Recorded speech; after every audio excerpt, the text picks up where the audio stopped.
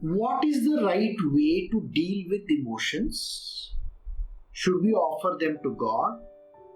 Should we express them in a healthy manner? Should we suppress and avoid them completely? This is a question related to these 6 Kshatriyas.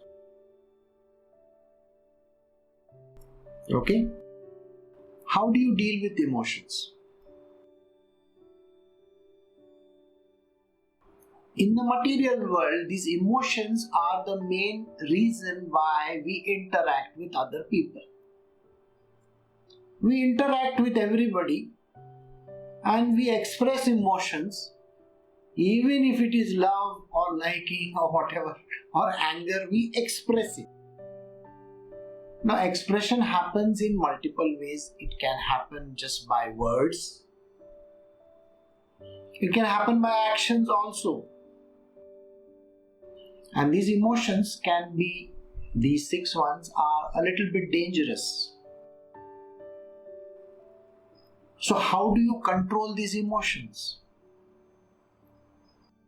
There is no off-on switch anywhere. There is no such thing which will teach you that if you do meditation or something like that, it's going to switch off all these elements. Not at all. There is one word which is very important even in the Bhagavad Gita, the Bhagavatam, the Uddhav Gita, or even the Dasbodh that we are doing. The one word that is important, it's called self-effort. Emotions can be controlled by self-effort. Nobody from outside is going to come and tell you that this is what you got to do. In spiritual, no guru is going to say, no getting angry. He's not going to say any of those things. You are supposed to understand. So whose effort is it going to be? Your efforts, not somebody else's. So the right way to deal with emotions is to have self-control. It's in the material world. Spiritually, there is a slight difference which I will explain to you once this thing is over. In the material domain, you have to control your anger, you have to control your lust, your greed. What happens when we move around in the world? Every individual has tendencies. These tendencies make that person behave in a particular manner. Do you know your own tendencies? Of course you have lived with them, you know them. Sometimes you get angry at the drop of a hat. Suddenly the anger comes. Suddenly jealousy strikes in. I don't want to discuss too much about lust. Well, it's one of the dangerous emotions. These things can come about just by some action, a thought, maybe a word that is dropped, or you see something, your sense organs react to something, or your mind is reacting on its own. It can happen whichever way. You see, jealousy is a part of the brain. Okay, so you start feeling immediately, oh, that person has this, I don't have that. It is your eyes are looking at that object. It could be looks. Why does it matter? It could be anything. So, for controlling these emotions, you have to practice. What is the practice? I told you everybody has this. And in the way we react to everything, you know. And when you know very well how you're going to react to it, You might have studied your own nature. Suddenly, that spark comes on. Suddenly something happens. Do you know you do that? Or does somebody have to point it out to you? You know how your anger suddenly comes in. So at such times, in our world, that is in the spiritual domain, we call it keeping a watch on those things. You are witnessing it. Witness this person who is not you. So separate yourself out from this person, that is this. Separate yourself out and look at this person. You will be able to immediately understand how this person reacts.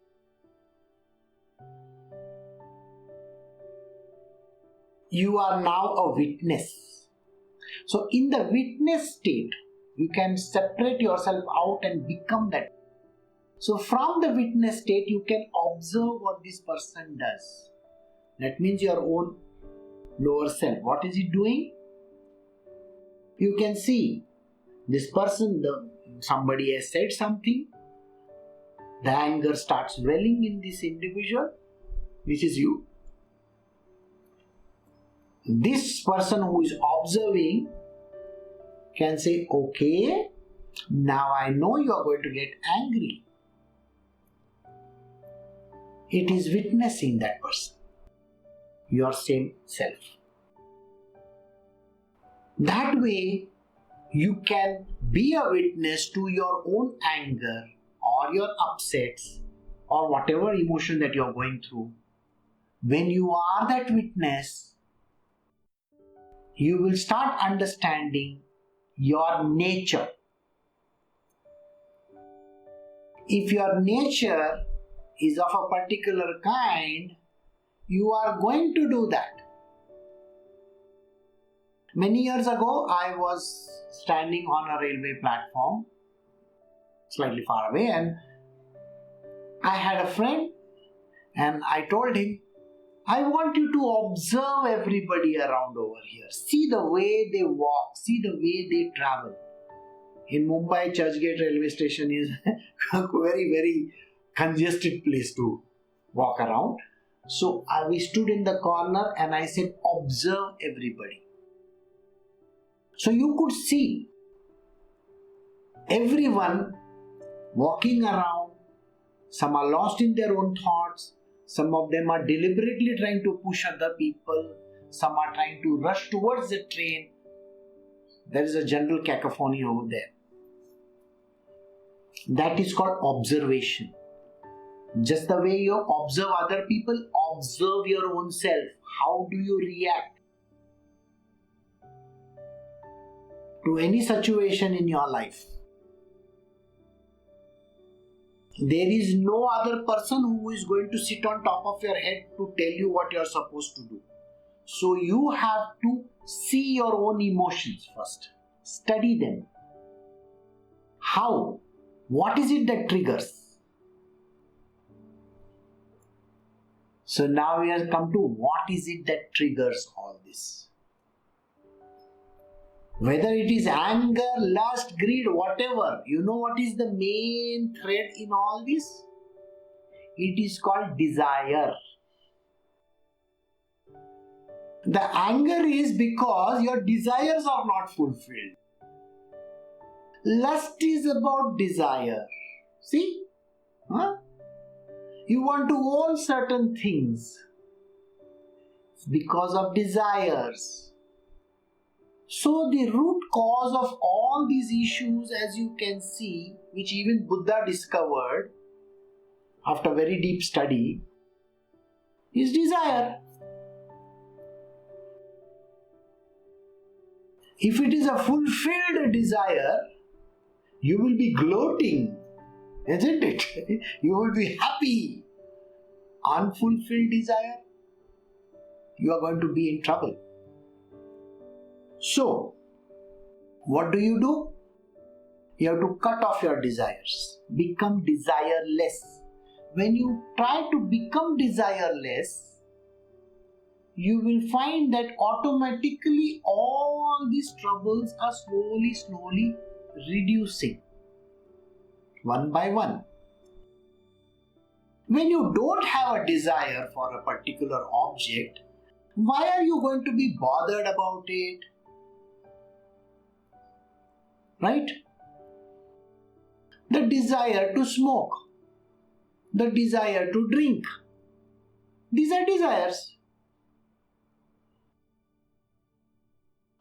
If you suddenly give up all this, there can be a problem. So, you can do it slowly also. Like I said, it is not in somebody else's hands, it is in your hands. You can see your own self. Oh, now the desire to smoke has come. For what? Identify it. Why do you need to smoke? I get to think. Really? What is the big shakes that you have thought till today, by the way? Nothing. You are still a zero then, and now you are still a zero. So smoking will not give you some great thoughts. It is called the placebo effect. Drinking is also the same. It's a desire. I want to drink.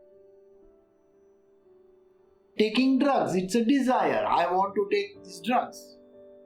What is that going to cause you? Harm. It's not going to give you answers to any problems. No, not at all. When you get drunk, sozzled, there are no answers, by the way. So you can see, as a witness, look at this person, your own self. You see the guy who is drunk and the guy who is not drunk. You see that person. How is he? Look at his condition. Pathetic, isn't it? Why would you want to become pathetic? So, the second part is offer them to God. Do we offer them to God? Well, if you offer them to God, there is a small issue which comes up.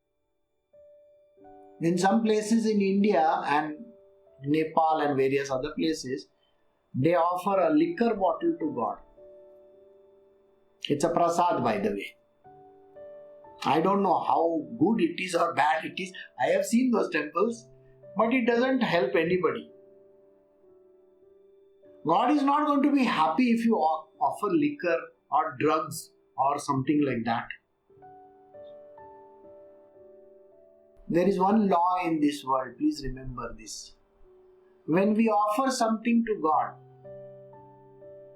if I offer Him, see, in Christianity, Islam and even Hinduism, there is a belief that if you offer 10% of your income to God, God makes it 100% and gives it back to you. Right? Suppose if I am offering Him one bottle, why do you want 10 bottles back? You got the answer. The answer is don't offer Him stupid stuff. Alright?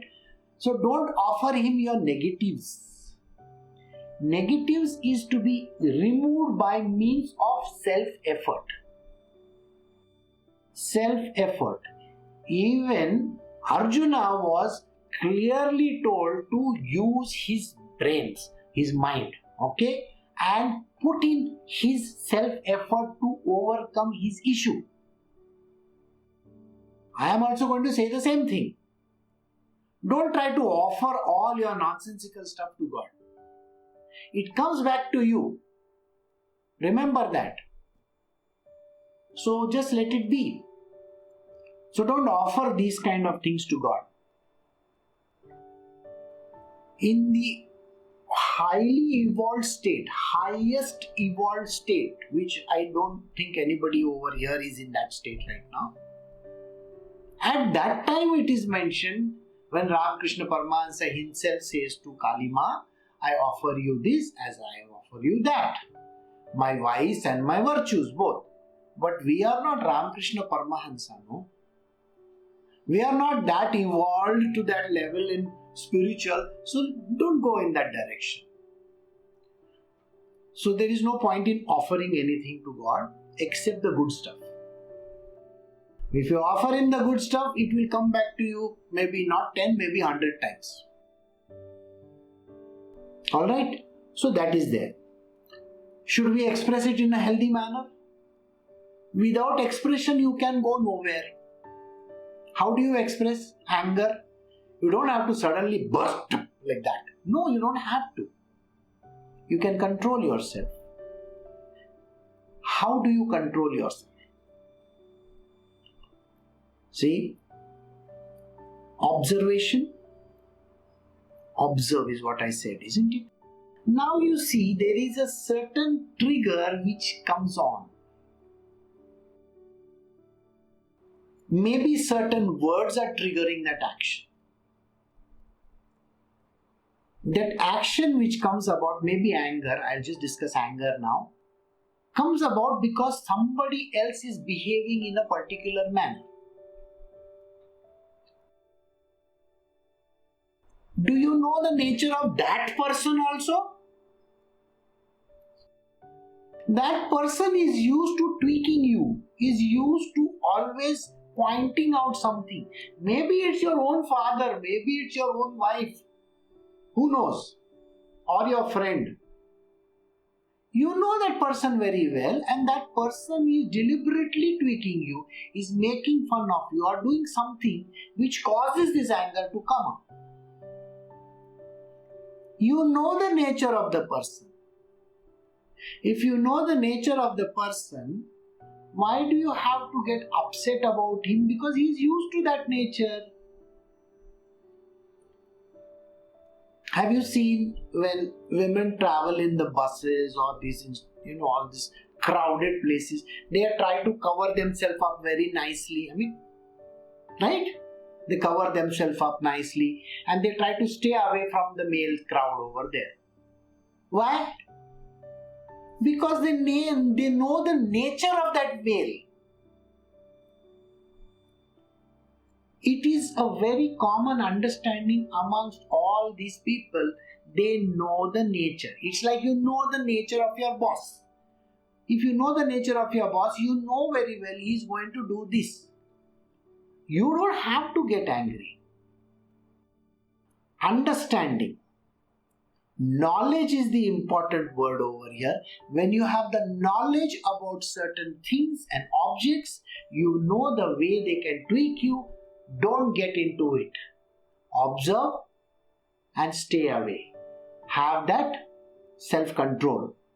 Stay away. Make so much of effort that you don't fall into the trap over and over and over again. Shakespeare had written about the taming of the shrew. If you know that there is a person in your own household who is going to behave exactly like that, why do you have to get angry? If you know your own son, daughter or wife or husband or whoever there is used to getting up late, what is it that you can do about it? You can just request them, don't get up late.